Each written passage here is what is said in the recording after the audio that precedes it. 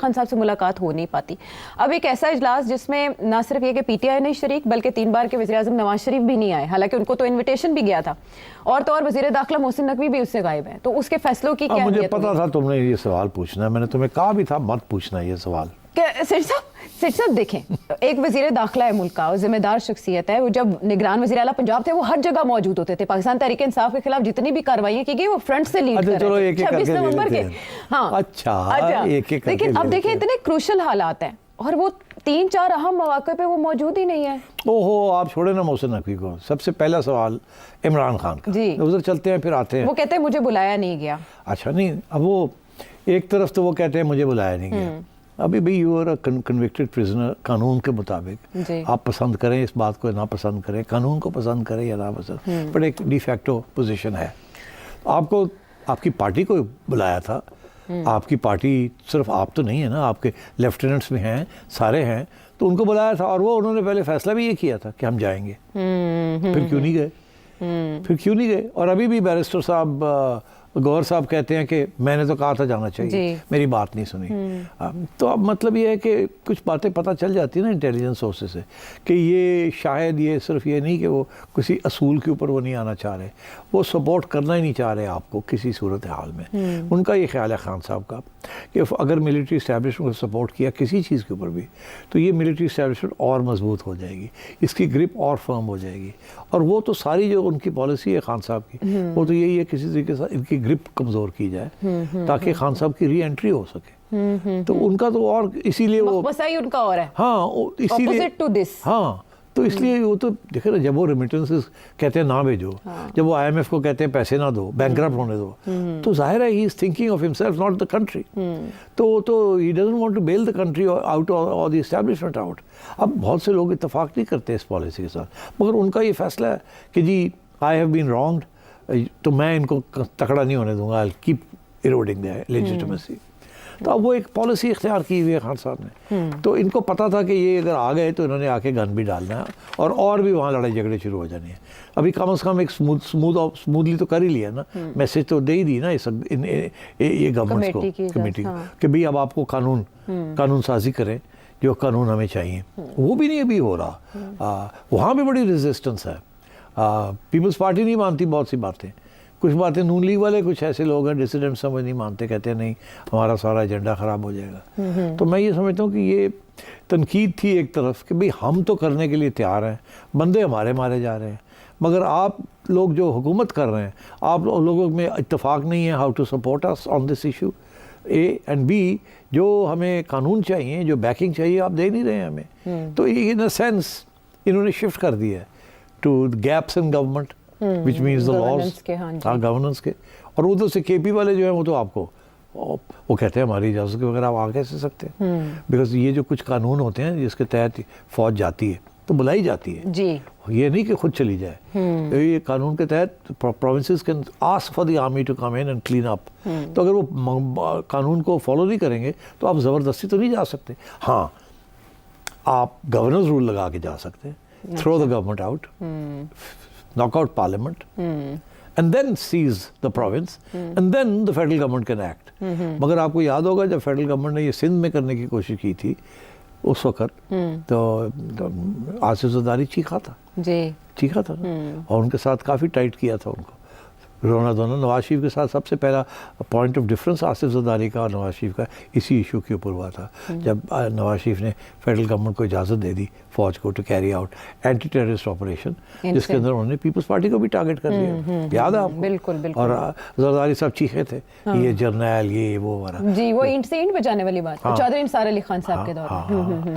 تو اس قسم کی چیزیں تھیں. I think the government also needs to get its act together. اور ان کی مجبوری یہ ہے کہ ایک پارٹی جو ہے وہ نہیں اتفاق کرتی, پیپلز پارٹی ان کے ساتھ پورا اتفاق نہیں کرتی بہت سی چیزوں کے. جی. اور اوپر سے جو پارٹنرز ہیں مینگل وینگل وہ بھی نہیں آئے. جی, مین سٹیک ہولڈرز ان دونوں صوبوں میں وہ نہیں آئے. بی این پی مینگل بھی نہیں آئی, اور نہ ہی یہ محمود اچکزئی صاحب انہوں نے ریپرزینٹ کیا, اور نہ ہی ادھر کے پی میں ہم دیکھتے ہیں کہ پی ٹی آئی کی طرف سے علی امین گنڈا پور صاحب کس کو ریپرزینٹ کر رہے تھے؟ اگر آپ ان کا پاس دیکھیں وہ پی ٹی آئی کو ریپرزینٹ کر رہے تھے یا سی ایم کے پی؟ سب سے مشکل کام علی امین گنڈا پور کا ہے. ایک طرف ہے پی ٹی آئی اور خان صاحب, دوسری طرف انہوں نے پروونس چلانی ہے, اور وہ کسی صورت میں اپنی سیٹ نہیں چھوڑنا چاہتے. کون چھوڑنا چاہے گا. تو گڈاپور صاحب جو ہے نا وہ گیم کھیلتے ہیں, کبھی ادھر کبھی ادھر, کبھی فلپ کبھی فلاپ. بڑی مشکل گیم ہے ان کے لیے.